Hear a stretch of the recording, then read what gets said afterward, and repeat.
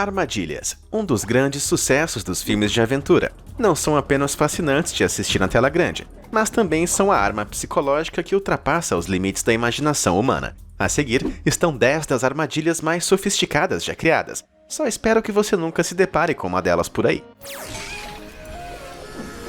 Número 10. Bap Huon. Durante a Idade Média no Sudeste Asiático, existia um império conhecido como Império Khmer, localizado onde hoje é o Camboja. O povo Khmer era, em sua maioria, profundamente religioso. Embora houvesse alguns budistas, a maioria das pessoas seguia o hinduísmo na época. E como resultado, eles levaram seus deuses muito a sério. É por isso que quando o templo Bap Huon foi construído em meados do século XI para homenagear Shiva, o deus da destruição, os construtores fizeram questão de instalar uma armadilha caso alguém decidisse entrar no local. Sendo o deus da destruição, com certeza Shiva ficou orgulhoso. Algumas centenas de anos depois, quando um grupo de budistas estava no processo de converter o lugar em um templo, eles tiveram uma surpresa bem desagradável. Veja, o templo foi criado com uma camada oca dentro. Primeiro, eles construíram um bolso com laterita, que foi então coberto com arenito preto, para reforçar e decorar. O interior foi preenchido com areia, portanto substituir o altar por uma estátua do Buda reclinado não foi tão fácil quanto eles esperavam, pois eles começaram a remover as pedras da parede para serem reaproveitadas para formar a estátua gigante. Isso libertou toda a areia que as pedras estavam segurando, demolindo completamente a estátua que estavam construindo e grande parte do próprio templo nesse processo. A obra nunca foi concluída. No entanto, em 1960, foi parcialmente remontada e reforçada com metal por toda parte. Mal dá para identificar o Buda semi-acabado e destruído. Isso só mostra que há alguma verdade naquele tipo de filme clássico de um templo que desmorona quando é invadido ou profanado. Número 9. A Casa de Lee Rodfeld. De um tempo na Idade Média a uma casa em 2018. Acontece que você não precisa viajar para a África ou para a Ásia para encontrar algumas armadilhas impressionantes. Essa próxima fica nos Estados Unidos. Vamos apenas dizer que Gregory Lee Rodfeld, de 67 anos, não é um cidadão de bem como outro qualquer. Em 2017, ele foi preso e acusado de um confronto armado, que envolveu a equipe da SWAT, um helicóptero da polícia e uma equipe de negociação. Em outro caso, ele foi forçado a pagar uma taxa de julgamento de 7 dígitos para sua mãe de 90 anos, de quem ele roubou para comprar uma casa, entre outras coisas. Algum gênio achou que seria uma boa ideia liberá-lo por 2 semanas para resolver aquele caso civil. Gregory tinha outras ideias, no entanto. Depois que um sinal de alerta foi visto em sua propriedade, as autoridades foram até lá. O que eles descobriram foi um elaborado sistema de armadilhas explosivas. Ao fundo da propriedade, eles encontraram 2 portões de entrada, um bloqueado por uma minivan. Forçando-os a entrar pelo outro portão, o esquadrão antibombas notou um fio preso ao portão. Rodfeld colocou uma banheira de hidromassagem redonda de lado, no alto da entrada da garagem, e deixou ela em um calço que a segurava. Se o portão tivesse sido aberto, o arame teria puxado o calço e lançado a banheira de hidromassagem em direção a eles. Semelhante à cena clássica do pedregulho em Indiana Jones. Mas não foi só isso. Enquanto investigavam, descobriram os ingredientes de outro dispositivo improvisado, uma ratoeira com um cartucho de espingarda. A ideia era que a armadilha teria sido acionada assim que a porta da garagem fosse aberta, possivelmente usando um barbante, de modo que a barra da armadilha apertasse o gatilho.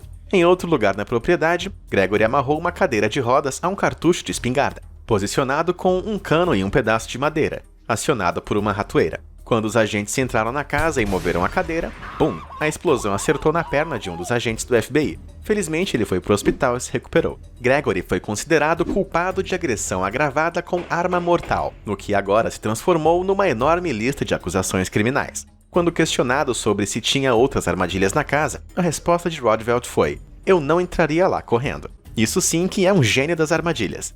Número 8. Armas no cemitério. No início de 1700 a 1900, o roubo de túmulos era bem comum. Os ladrões vendiam os corpos para universidades que, por sua vez, não questionavam de onde eles vieram e pagavam qualquer coisa por eles. Afinal, eles poderiam facilmente recuperar o dinheiro, com a venda das partes para dissecação de corpos. É claro que as famílias não gostavam da ideia de seus entes queridos serem roubados. Então, quem podia pagar muitas vezes contratavam uma arma de cemitério para ser colocada em seus túmulos. E a razão de eu dizer alugar, em vez de comprar, é que só é necessária por algumas semanas. Depois disso, o corpo está decomposto demais para alguém querer dissecar e, portanto, roubá-lo. A arma era montada em um bloco de madeira, mas não ficava presa, para que ela pudesse girar. Este bloco ficava preso ao solo. O cano ficava voltado para a cabeça do corpo, e a arma era preenchida com projéteis improvisados, desde pedras até chumbo. Como você pode ver nessa foto, na frente da arma tinha 3 argolas. Cada uma delas era conectada a fios de arame colocados na sepultura,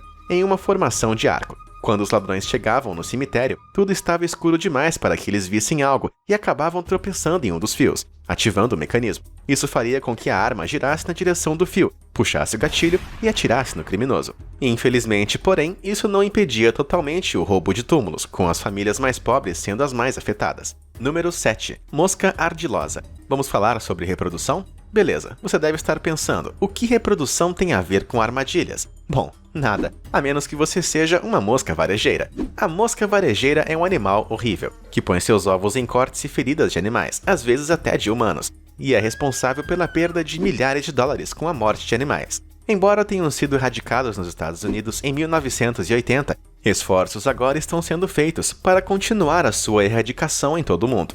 Embora o método mais popular seja esterilizar os machos e devolvê-los à natureza, onde não se reproduziam, outros métodos foram testados ao longo do tempo. Acredite ou não, existe um veneno especial feito de um produto químico chamado dieldrina, e esse produto químico é seguro, pelo menos em pequenas doses, para a mosca fêmea do verme, mas não para o macho. Para fazer essa armadilha, os cientistas cobriram as fêmeas com uma pequena quantidade de dieldrina, o que significava que quando as moscas macho tentassem copular com elas, acabavam mortinhas da silva no céu das moscas. Alguns de vocês podem estar pensando, isso não é uma armadilha, mas é sim. A definição de armadilha é um dispositivo ou algo que se destina a matar, ferir ou surpreender uma pessoa ou animal, inadvertidamente acionado pela presença ou ações da vítima. A mosca macho, sem o seu conhecimento, é morta quando acasala com uma fêmea. O plano era que toda mosca fêmea com veneno possa exterminar 100 machos. E funcionou. Pode parecer cruel, mas é que você nunca viu uma mosca dessa colocando as larvas. Número 6. Bombas nazistas. Quando não estavam inventando teorias ridículas para justificar o preconceito e a discriminação, os nazistas estavam criando armas cada vez mais engenhosas. Armadilhas explosivas são a arma perfeita para forças militares em desvantagens. Portanto, quando saíam pela Europa durante as 2 guerras mundiais, os alemães definiram técnicas modernas de armadilhas desse tipo. Afinal, os problemas relacionados a explosivos e dispositivos de disparo iniciais significou que essas armadilhas eram viáveis apenas no século XX. Os nazistas, em particular, colocavam armadilhas em casas de áreas onde estavam se retirando, coisas simples e baratas, utilizando princípios físicos simples como puxar, aplicar pressão e liberar pressão. Uma das mais comuns era a granada na porta com um interruptor. Eles fixavam um arame na porta, preso ao anel da granada, que ficava no chão, de modo que quando a porta se abrisse, o anel seria puxado, e ela explodiria bem na frente da pessoa que entrasse pela porta. Mas eles não queriam gastar todo o seu tempo matando soldados aleatórios aqui e ali. Eles eram ainda mais sofisticados em seu pensamento do que isso. Eles queriam matar oficiais. Afinal, livrar-se dos chefes dos soldados daria uma vantagem estratégica e militar significativa. Então, como você cria uma armadilha projetada para ser acionada por um oficial? Simples, é só disfarçar arte. Eles eram conhecidos por pendurar pinturas tortas presas a fios e explosivos. Os soldados de patente inferior provavelmente não se importariam com ela torta, ou nem perceberiam. Mas os oficiais da patente superior seriam obrigados a corrigir o erro. Assim que arrumavam o quadro, causavam uma grande explosão. Vou te falar que eu seria o primeiro a cair numa dessas. Número 5. Mistério de Oak Island. Oak Island é uma pequena ilha localizada próxima à Nova Escócia, no Canadá. Quase não dá para ver no mapa, mas em 1795, um garoto chamado Daniel McGuinness descobriu que a ilha era muito mais misteriosa do que as pessoas pensavam originalmente. Ele encontrou um mecanismo bem incomum na ilha, como uma correia e uma polha. Abaixo disso, tinha uma clara depressão no solo. Ele voltou com 2 amigos até lá e começou a cavar.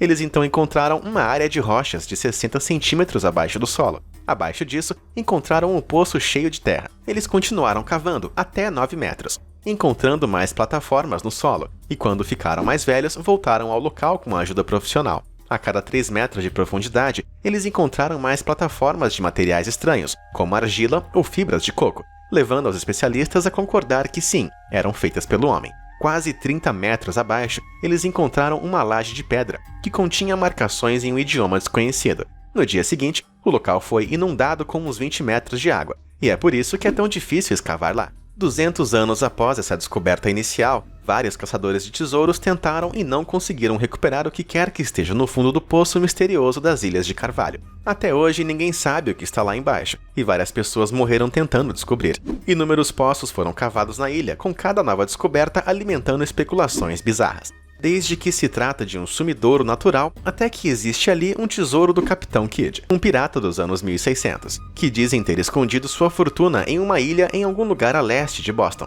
O problema é que essa é uma armadilha bem complicada. A uns 30 metros de profundidade, existe um grande túnel de inundação que se conecta a 5 drenos, que despejam água no poço. A única coisa que impede a água de enchê-los são plataformas de carvalho que foram colocadas a cada 9 metros ou mais. Quando os caçadores de tesouros passam por um determinado bloco de carvalho, o poço se enche e impede que alguém descubra o que tem lá embaixo. Este diagrama especula como os túneis de inundação jogam água no poço. Como você pode ver, pode até haver uma abóbada conectada a um sistema natural de cavernas, e uma outra abóbada, o que tornaria ainda mais difícil de encontrar o que quer que esteja lá no fundo. Agora, imagina só se eles conseguem chegar lá embaixo e decifrar a mensagem, e descobre que dizia, haha, te peguei. Número 4. Armadilhas da Guerra do Vietnã. A Guerra do Vietnã foi um acontecimento horrível, com milhares de vidas sendo ceifadas em vão. Por ser um conflito tão violento, inúmeras armas improvisadas foram criadas para causar medo e incerteza ao inimigo. Uma dessas armadilhas foi a granada de bandeira. Os soldados vietnamitas sabiam que os americanos costumavam remover as bandeiras vietnamitas sempre que dominavam uma aldeia. Então eles prendiam granadas ao mastro. Com uma granada presa ao chão e o pino voltado para baixo, o mastro seria amarrado ao pino. Tirando o mastro da bandeira, eles puxariam o pino da granada. Foi uma ideia simples e bem eficaz, mas provavelmente a armadilha mais famosa e destrutiva da Guerra do Vietnã seja a armadilha de Punji. Basicamente, eles cavavam um buraco, enchiam ele com pontas afiadas de bambu e, em seguida, cobriam o buraco com vegetação natural camuflada, como grama. Os soldados americanos caíam na armadilha e eram empalados. Quando não morriam, ficavam gravemente feridos ou com graves infecções, já que os espinhos costumavam ser ainda cobertos com cocô. Armadilhas tão brutais que a própria ONU as proibiu na década de 1980. Número 3. Projéteis.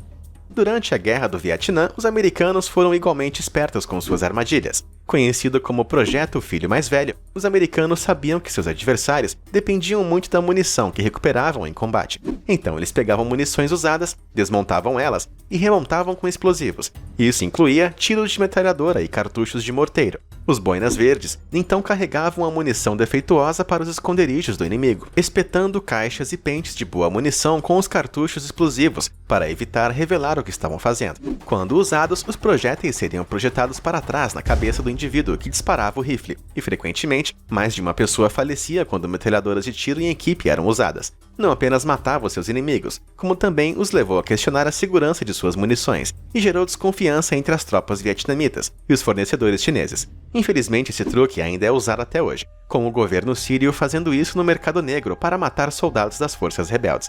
Número 2. Tumba de Qin Shi Huang. Na China antiga e em muitas outras culturas, eles levavam os sepultamentos de seus governantes muito a sério. Acreditavam piamente que o que estavam enterrando com eles seria levado para a vida após a morte. Se você tinha a sorte de ser considerado importante, seria enterrado com ouro e riquezas, em uma estrutura altamente complexa, protegida com armadilhas para impedir que as pessoas roubem seu corpo apodrecido. Um dos processos mais legais é o do primeiro imperador chinês, Qin Shi Huang. Ele não apenas construiu o exército de terracota, cerca de 6.000 guerreiros destinados a protegê-lo dos espíritos malignos na vida após a morte, como também tinha possivelmente a tumba mais elaborada de todas. Embora ninguém tenha sido corajoso o suficiente para abri-la, um historiador chinês escreveu uma descrição do que está dentro dela. Sua descrição afirma que a tumba inclui vários mecanismos para impedir que possíveis ladrões cheguem ao corpo. Por exemplo, bestas disparadas automaticamente, que devem estar presas a fios de desarme, que fariam que as flechas fossem liberadas. Ele também mencionou um mapa da China que foi misturado com mercúrio, para envenenar qualquer um que olhe para ele por muito tempo. Quando os arqueólogos inseriram sondas na tumba, eles encontraram 100 vezes a taxa normal de mercúrio que ocorre naturalmente, dando credibilidade à história. É tudo que temos até aqui, já que os trabalhadores que construíram a tumba foram mortos para preservar os seus segredos.